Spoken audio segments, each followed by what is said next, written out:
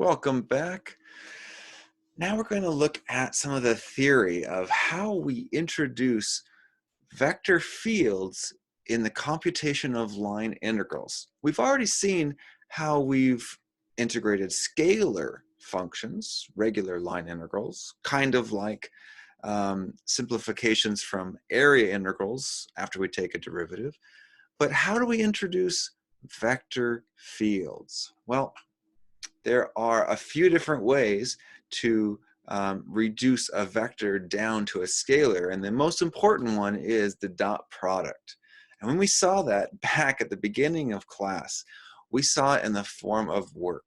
Work is the dot product of a force applied to an object that's moving in a separate directional displacement, d.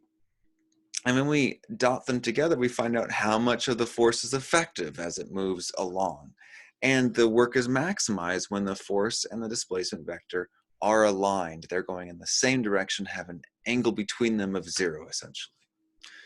Well, we would like to describe vector fields such as electricity, magnetism, gravity, and fluid flow, wind flow, water flow.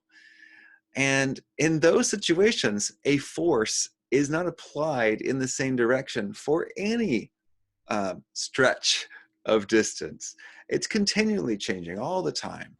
And so what we need to do is figure out how to break up these two pieces into treating the field force as changing in terms of x, y, and z, and the displacement vector or direction of motion as being a small piece.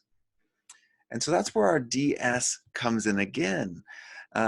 ds before was a little piece of distance that we integrated along to stay on a curve with our scalar line integral. Now we can think of ds as the little piece of distance that we're traveling, and the unit tangent vector is the direction of this little piece of distance. And then we continually change the direction. We still have a little ds piece, but we can update the direction based upon the unit tangent vector. Whew. Now again, we're bringing things back from the beginning of class all over again. The unit tangent vector was the ratio of the velocity divided by the speed. It is the direction of motion. And so it makes sense that we apply our force to the direction of motion. But the question is, what is this direction? Well, that comes back to the path itself. So the equation for a work integral, or the standard line integral of a vector field, is in 3 parts. First, we start out by parameterizing the curve. That is the C down below. It kind of looks like it's, a regular integral. It could be, but it's not necessarily. It's a curved path that we're trying to integrate along. Once you define that path, then you've defined the direction, because unit tangent vector is simply the direction along that path at every point in time. I was going to say in space. It's also in space, but we're trying to tie it down to some time. And so we parameterize the curve in terms of a common time, a simpler time.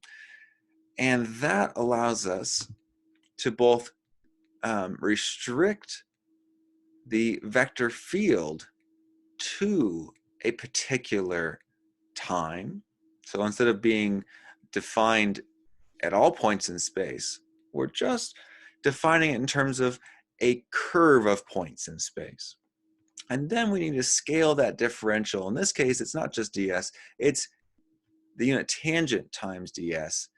And the unit tangent vector and ds, ironically, have the same scalars pop up, the speed, which cancels, leaving us with the velocity vector times dt. So what this is saying is, if you parameterize in terms of any parameter t, you turn the direction of motion times the little piece of distance into the velocity times dt. Those are two things that are much easier to work with, both velocity instead of unit tangent direction and dt instead of some complicated change in arc length. So that means that our work integral turns into the dot product of our force and our velocity. Force is defined kind of statically in a sense, not statically, but is defined outside of us in a sense. Our path defines the velocity. So we describe how to move along this path, and then our velocity is tied to that path description. The interval over which we're integrating, again, tied to the path description. The vector field is kind of all around us, but we restrict it to being just along this path by dotting it with our velocity. So restricting it down and then dotting it with our velocity. Now, there is a shorthand notation that we'll see pop up a lot, and that is the integral over a curve, C, of the field dotted with d bold r. So that d bold r is kind of a shorthand version of r prime times dt. It means the same thing, but it's reminiscent of this ds we had before. So that's where it comes from.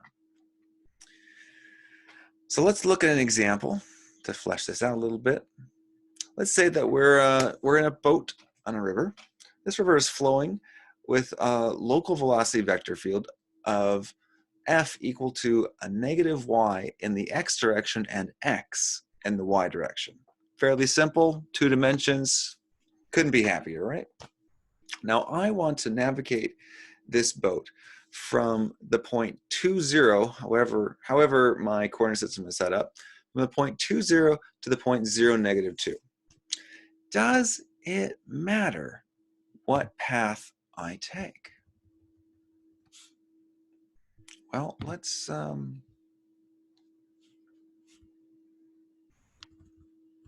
draw this.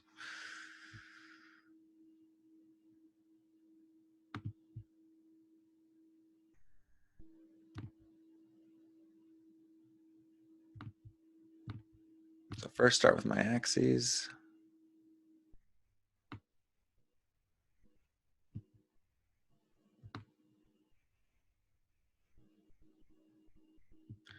And I'll label my points.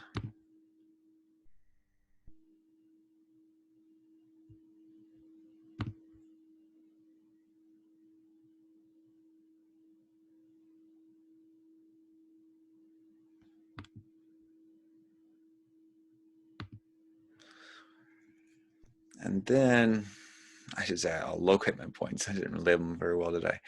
And then I will, in a different color, try describing this field. So let's start with some easy points. When we're at the point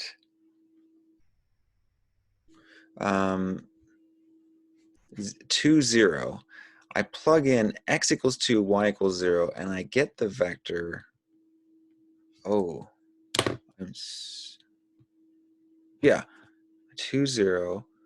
So x is 2, get a 2 up there, and y is 0, I get a 0 here. And so I have the vector, oop, that's too big. At this point, I get f equals 0, 2. Okay. And let me draw the vector field over here as well. So at the other point, 0, negative 2, I now have a y value of negative 2 and an x value of 0. So I negate the negative 2, I get 2 and 0. Okay, so I'm not necessarily sure what the vector field is doing everywhere else, but I do know at those points that's where it's going. And my goal is to come up with, is to determine what path to take, and does it matter what path I take? Those vectors are not very, they're not to scale, are they? Let me try that a little bit better. There we go. Okay, so now let me think about some possible paths. Simplest path between 2 points is a line. So let me just try making a line. Whoa. We'll call this C1. Okay, so there's one path. Now it does look like it's not quite following the field, but it's definitely going through the shortest distance to connect them. What I could also do that wouldn't necessarily be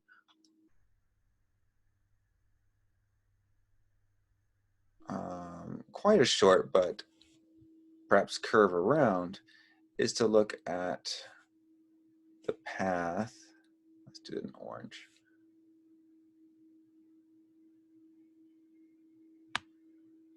Call that C2. That's traveling, rotating around from that top point down. Now, both of these paths do seem to be going against the field at those initial points, but we're not sure exactly what's happening in between. So we're going to start with the idea that the shortest path is going to be the most effective here, and let's just try this out. And then we'll come back to think more about how that field can be treated better. Now, if the work done by the field is independent of path, if the field is conservative, then it doesn't matter which way we go. It actually will be the same. So let's see.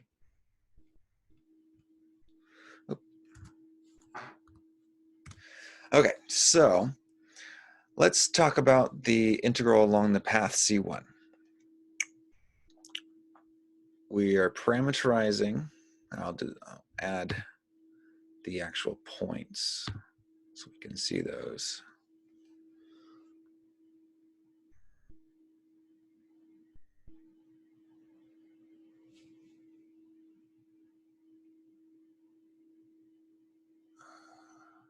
There you go. So we parameterize it in terms of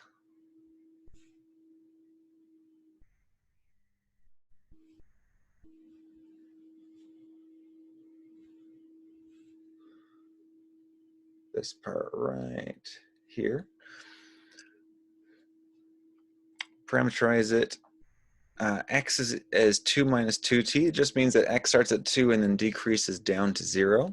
And I changed it so that as t goes from 0 to 1, I start at one point and I end at the other. It just keeps it really simple. I like plugging in ones. And so I built in my speed of 2 to get me there within this 0 to 1 interval. At the same time, y is going from 0 down to -2, and so I just said that y starts at 0 and then has a slope of -2t, slope of -2 times t, pulling it down. Okay, so fairly simple line, but you can think of this as starting at the point 2, 0, and then taking t times, -2, -2. So we can think of this as starting at the point 0, 2, right? Think of it as a line. Initial point plus t multiples of a direction. The direction we're traveling is -2, -2, or -1, -1. We just scaled it. So -2, -2. Oh, that's really easy, actually. So there's a simple way to think about it. Instead of thinking about it in terms of x and y separately, just think about it as a point and a direction. Wow, that's beautiful. You learn something new every day, right? And I want a pause here, since I already messed up a little bit and pointed that out to you. Let me just point out that there are often multiple ways to go about solving problems, and no one way is better than the other, but sometimes you'll find these nuggets of just beauty and simplicity that pop in. So like that, it's beautiful. Now, when we restrict the vector field, we again are looking at plugging in the x and y values, parameterized values, and negating the y, putting it in the first position. That's our negative of a -2. And then just plopping the x value into our second position. So that restricts the vector field. And then we scale the differential piece to our velocity times dt. So just taking the velocity, oh, the velocity is real, oh. There we go. The velocity is just this piece times t. Oh, that's so beautiful. That's great. Oh, that's great. Okay. So there's our velocity piece. It's like I missed a negative here, so we'll change it. Happening as we speak. It's just the multiple of t. Wow, going all the way back to the first exam. Wow. When things were so nice, right? And simple, I should say. So things can still be simple, just a little different. We get our vector field, we get our velocity, we dot them together. Let me check to make sure that dotting is correct. We get a -4t here. Ooh, I got something different now. -4t, and then -4. So that's a minus -4t, -4, and then plus 4t. So those t terms will cancel out, and I get a -4t, giving me a -4. Oh, look at that. Okay. Happening live here. So the t terms cancel, I integrate 4. You know, why did I integrate? I don't even know. I integrate that 4. It's a constant. It's a constant. So I just get a -4. Right? I'm just integrating -4 from 0 to 1. That's going to give me -4. So I get a negative work out of this piece, -4. Let's check to see if my work along this edge, which is probably going to be negative as well, see if that's the same. Let's see if that's the same. So along this circular path, I'm going to translate into a polar. And for that to work out,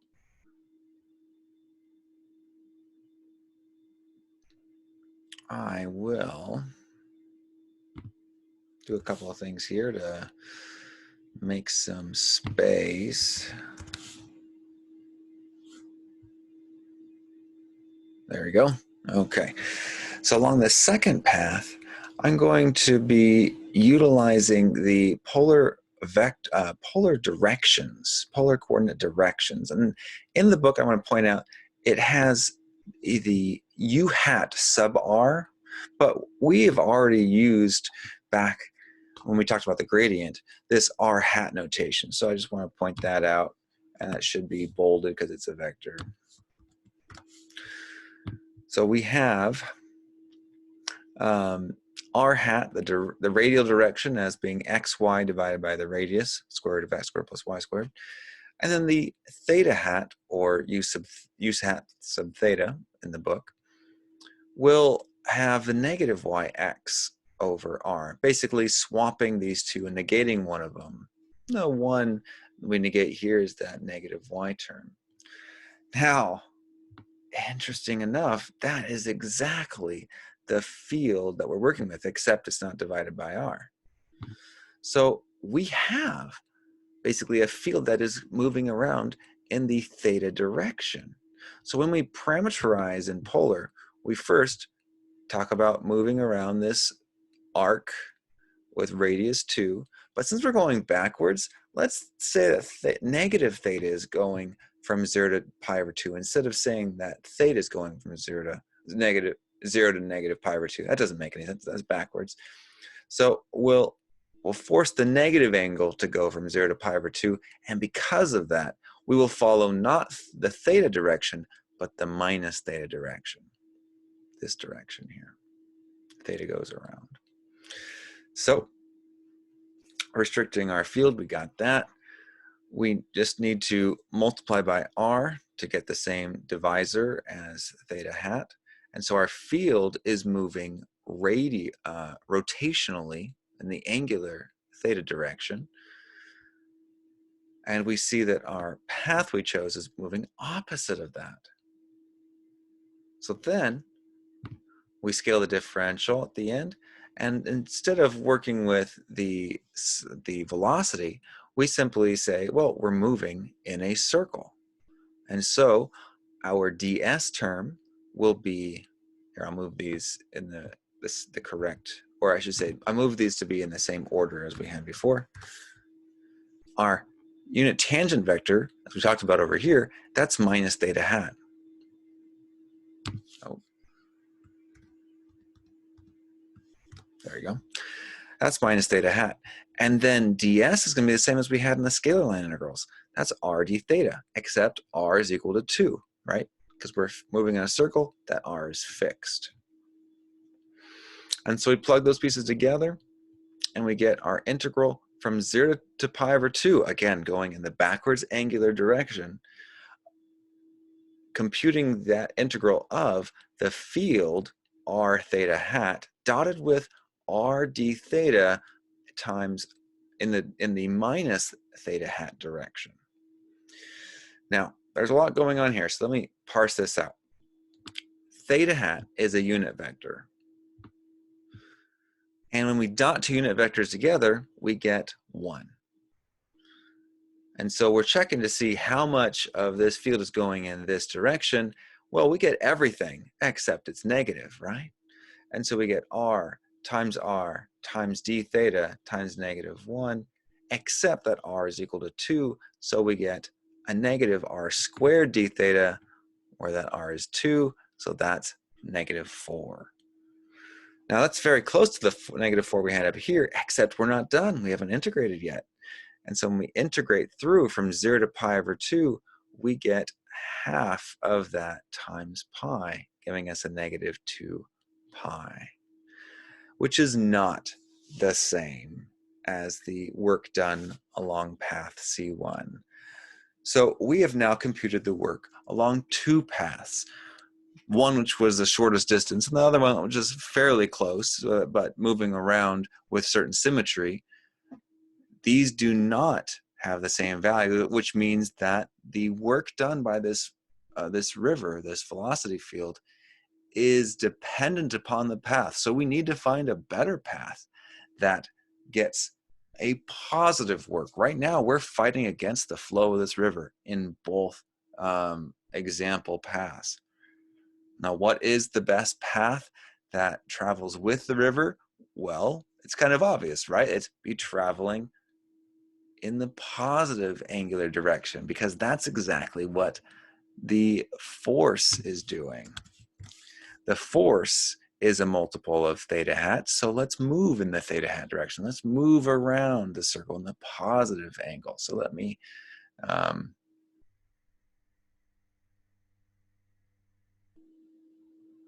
draw it right here. Make a little room. Let's try, what's pink? We'll go with pink.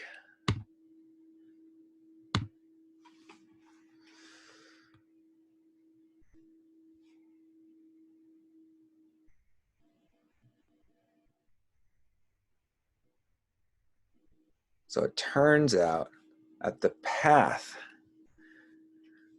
with the the path where the river is contributing the most work to our motion. Basically, the path that gets us from point to point without us doing really any work is a path which takes 3 or more times as long in terms of distance, or in terms, yeah, 3 times as far in terms of distance. We'd have to look a little bit more at the speed calculations to figure out how long it would take us to get there. But the speed issue is dependent on whether we're rowing or not, right? If we were rowing, then we could increase that speed. If we were moving along past C2, we'd have to be rowing to get it there. So the question of speed and time needs a little bit more work. We need a little bit more approximations figured out. So let's just look at how we can compute this work. I mean, we know it's obvious that this path maximizes work because it's in the direction of the motion of the field. That part makes it obvious, right? Because the work is maximized when the direction that we're traveling and the direction of the force are the same. But what is that work? Well, so the same integral. We're going from 0 to 3 pi over 2 this time. The force field hasn't changed, r theta hat.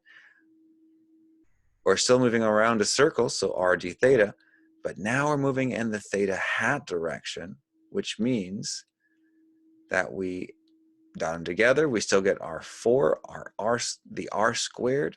We integrate from 0 to 3 pi over 2, and we get 6 pi. So not only is the work positive, but it is greater than the amount of work. The work that the river is doing to move us around the longer curve, C3, is greater than the amount of work that we would have had to do going along the shorter path, C2. And, of course, the even shorter path, C1. So once you recognize some of the symmetry and patterns in these vector fields, then we can start using that to discuss which paths are optimal, choosing the best paths to follow, and figuring out which ways to go, maybe not to be tangent, but to be perpendicular to the vector field. We could have also taken a really weird path. What if we had gone straight into the middle and then straight down? That would be an interesting path to take, because if the field is going around and around and around, we'd basically going against those field lines, perpendicular to the flow of the river, and then again, perpendicular to the flow of the river again. Except, if you think about this physically, realistically, if the river is going around and around and around and around, do you really want to go to the center of that vortex and then try to dig yourself back out? More than likely, it may appear like the river's just going around and orbiting, but it's being sucked in to something, and we probably want to avoid that hole. We'll notice that with a lot of our vector fields, we will want to avoid the origin because it is a point where vector fields don't exist. In a sense, there is a vortex or something happening there. So we want to go around it in some way. A quick preview of some of those shapes. Let me clear the annotations first. We talked about this polar field. We can generalize that idea a little bit to think about both radial and angular radial and rotational vector fields. The general form of a radial field is fairly complicated. You have multiples of x, multiples of y, the same multiple though, and then you have the radius to some power p. To get the radial direction, however, we need to factor out just one copy of that radius, leaving p minus 1 copies on the bottom here and the k out there. And so we can reduce a Cartesian version of a radial vector field into the polar version, where we can see exactly what the sign and magnitude is that's pointed either in the outward direction or the inward direction. And this is where we can clearly see some examples of things like the inverse square law, where p is equal to 3, giving us an r squared value on the bottom. And that's where I pointed out that the vector field has a magnitude that varies inversely with the distance raised to the p minus 1 power. This is most important with Kepler's laws and Newton's laws, as they combine together to describe gravitational motion, but also many other forces. Similarly, if we look at swapping the x and y and negating one of them, it could be the y term, or k could be negative and be the x term negated, as long as they're both scaled by the same amount and they're opposite in sign. This describes a rotational vector field that's traveling either in the positive or negative angular direction. And then however many copies of r we have in the bottom, we take out one. We need one, so we remove one copy from there, and we get the magnitude times sign component of k over r to the p minus 1. It's the same inverse relationship we had before with the radial fields, except it's multiplying in the theta hat direction. So we'll see some examples in our discussion and the other videos about how to work with recognizing radial and rotational fields, how to extract out the polar form of it, and then going up back to integrals, how to utilize those to calculate the work and other measurements from there. Okay, that's a wrap for this dive into work integrals. I'll see you back in class.